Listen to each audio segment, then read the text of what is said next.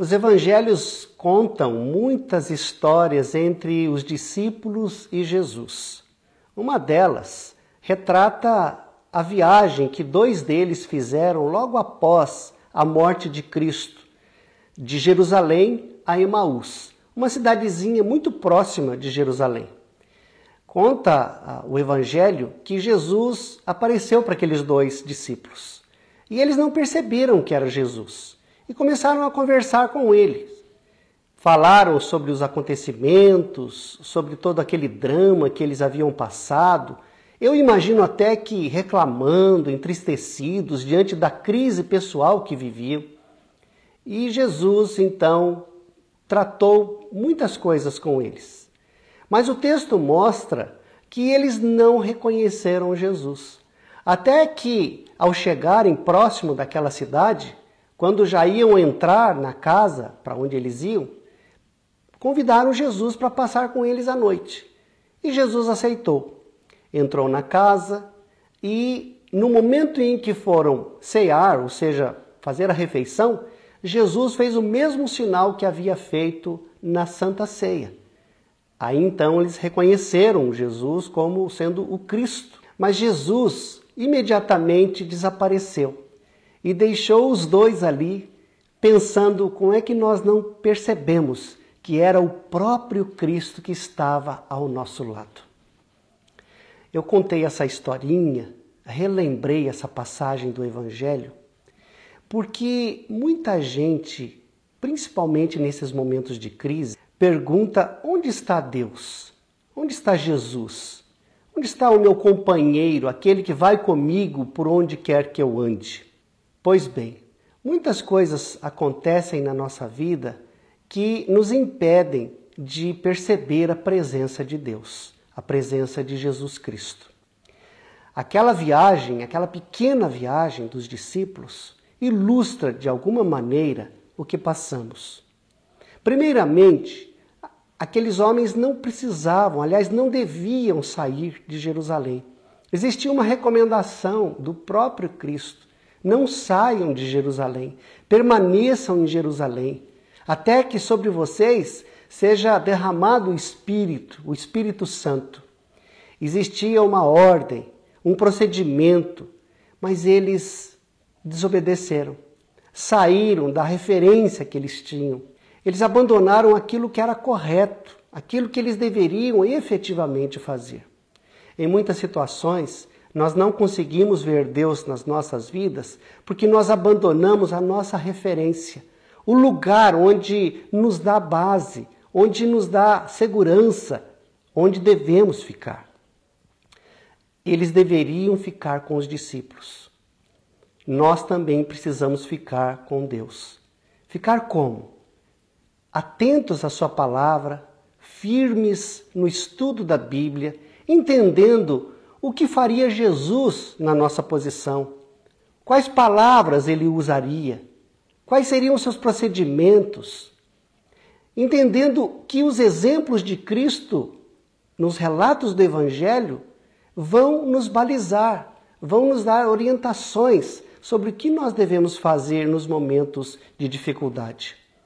Muita gente se esquece, deixa para trás, sai da sua zona de conforto, da sua segurança, pensando coisas que não deveria pensar, ouvindo palavras que não deveria ouvir, se deixando levar e influenciar por conversas que não são corretas para o discípulo e a discípula de Cristo. Interessante nós pensarmos nisso, porque às vezes Jesus está ao nosso lado, está querendo conversar conosco, nos mostrar aquilo que temos que fazer, mas nós mesmos o deixamos de lado, saímos de onde nós não deveríamos sair.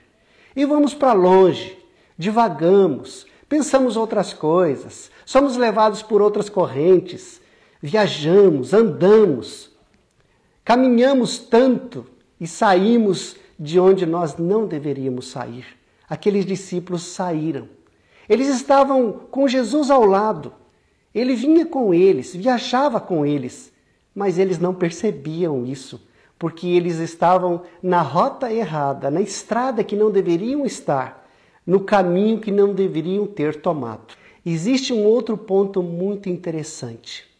É que Jesus Cristo se dá a conhecer no momento da ceia, na partilha, na reunião dos irmãos. A ceia é um dos maiores sinais da liturgia, do cristianismo e da igreja. Não é errado nós termos a ceia como uma referência para nós, mas nós temos que pensar que assim como existe partilha e existe a ceia, dentro da igreja deve haver também uma referência fora da igreja. O que eu quero dizer com isso? É que não é só no momento da ceia que nós devemos ser irmãos. Nós devemos ser irmãos na estrada também. Muita gente se reconhece cristão, irmão, parte do corpo de Cristo quando está dentro do templo, na celebração, na liturgia, quando está no culto ou no momento em que é celebrada a ceia, a comunhão dos irmãos. Mas não é assim. Nós devemos ter também o cristianismo lá na estrada, quando caminhamos uns com os outros. Porque Jesus não está somente no momento da ceia, ele está também na caminhada, na estrada, às vezes dura, difícil, ensolarada, complicada, empoeirada, mas ele se faz presente conosco lá também. Nós temos que ter um cristianismo que não se prende somente ao templo, à instituição, ao institucionalismo, à liturgia.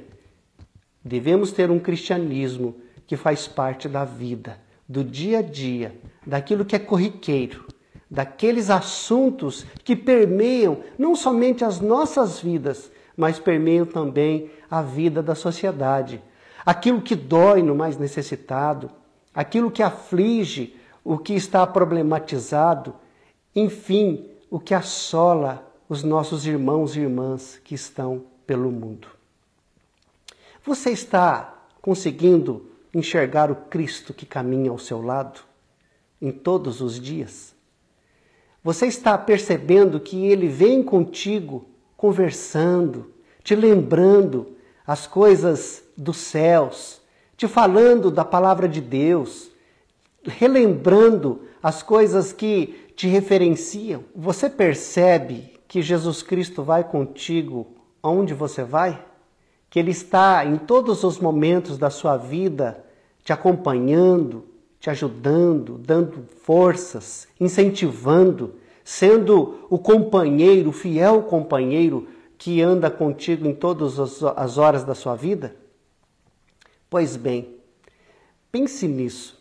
Jesus Cristo quer estar do teu lado. Aliás, Ele está do teu lado. Ele não saiu do teu lado. Em muitas situações você fica preocupado com a crise, com o desemprego, com a enfermidade, com a pandemia, com as pessoas que estão sofrendo, com quem foi para o hospital. Eu sei, é muito difícil mesmo. Mas nós não podemos esquecer.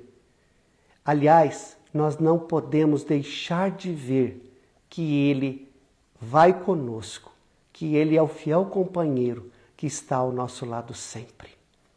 Que Deus nos abençoe, que nós não percamos Jesus de vista, que Ele seja essa presença notada, percebida em todos os momentos das nossas vidas. Ele está ao seu lado, Ele está do meu lado, Ele vai conosco em todos os momentos. Que Deus te abençoe. Amém.